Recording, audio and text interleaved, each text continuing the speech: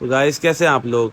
आज हम देखेंगे इंटरव्यू शादाब खान का, जिन्होंने इमाद वसीम की रिटायरमेंट के ऊपर ही बात करी है, उनकी वापसी के ऊपर ही बात करी है और कुछ बातें शाहीन के ऊपर भी हुई हैं, जो शाहीन ने कैप्टनसी करी है और आगे वर्ल्ड कप भी आ रहा है जैसे आप लोग जानते हैं।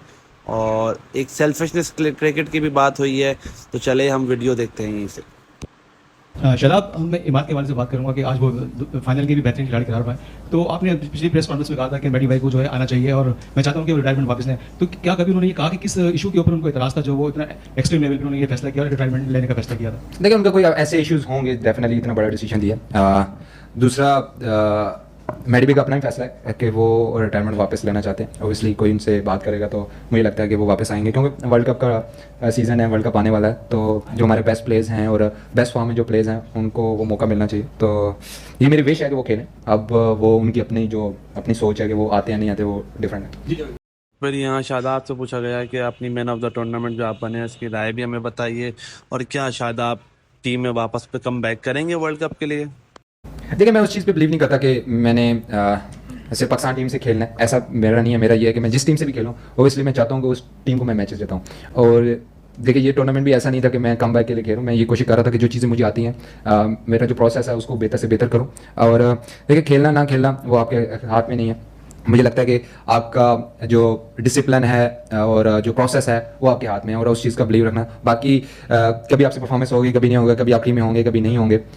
लेकिन जो आपका प्रोसेस है वो अगर कंसिस्टेंट रहेगा, चीज़ें बेहतर होंगी, तो ऐसे ही है। और दूसरा, डेफिनेटली विश तो हर इंसान की होती है कि वो कम बैक करे और पाकिस्तान टीम से खेले। और वर्ल्ड कप है, और हर प्लेयर से आप किसी भी प्लेयर से पूछेंगे कि वो वर्ल्ड कप खेलना चाहता है तो वो डेफिनेटली कहेगा कि मैं पाकिस्तान से वर्ल्ड कप खेलना चाहता हूँ। तो वो मेरी विश है। बाकी चीज़ें मेरे हाथ में नहीं है। बाकी तो जब अल्लाह ताला ने लिखा होगा तो खेलूँगा। जी फैजान। यहाँ सबसे पहले शादाब खान का मुबारकबाद दी गई कि वो PSL का फाइनल जीत गए हैं। फिर उनसे पूछा भी गया है, कहते उनको लग रहा है एक प्लेयर से एक कैप्टन बन के इस तरह का एजाज़ लेना और इस तरह का PSL का फाइनल जीतना। तो उन्होंने अपने एहसास भी बताए सबको, और देखिए फिर आप वीडियो। ये वाला टाइटल जो है वो बहुत बड़ा है, क्योंकि जब मैं 2018 में था तो मेरा दूसरा सीज़न था, तो बहुत जल्दी मुझे सक्सेस मिल गई थी कि मैं चैंपियन में बन गया था उस इस्लामाबाद का।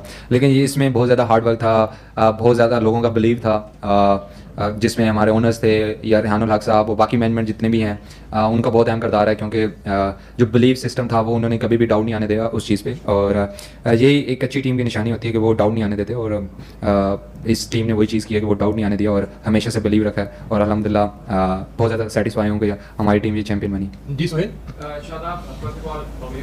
Thank you.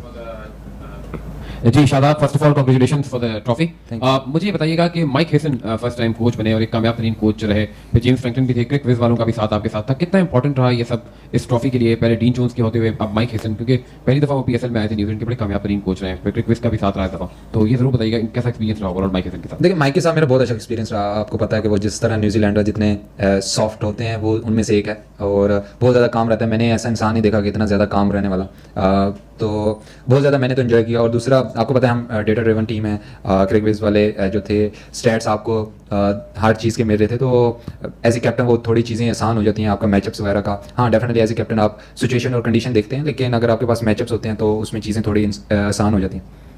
फिर यहाँ कमेंटेटर ने फिर मुबारकबाद दी शादाब खान को। उसके बाद उनका एक बहुत ही अच्छा सवाल आया। सवाल ये था कि उन्होंने पूछा कि क्या कुछ कैप्टन ऐसे हैं जो अपने मफादात के लिए टीमों को यूज़ कर रहे हैं। जैसे उन्होंने शादाब को भी तनकीद पे लिया कि आप चौथे नंबर पे बैटिंग करने आ जाते हैं, और उससे ज़्यादा उन्होंने लिया शाहीन को कि शाहीन तीसरे चौथे नंबर पे बैटिंग करने आ जाते हैं, हालांकि अगर नेशनल टीम में उनको बैटिंग भी ना मिले पाँचवें छठे नंबर पे। तो इसके बारे में ज़रूर बताएं। तो ये वाली बात हुई, देखिए क्या बोलते थैंक यू सो मच मुबारकबाद के लिए।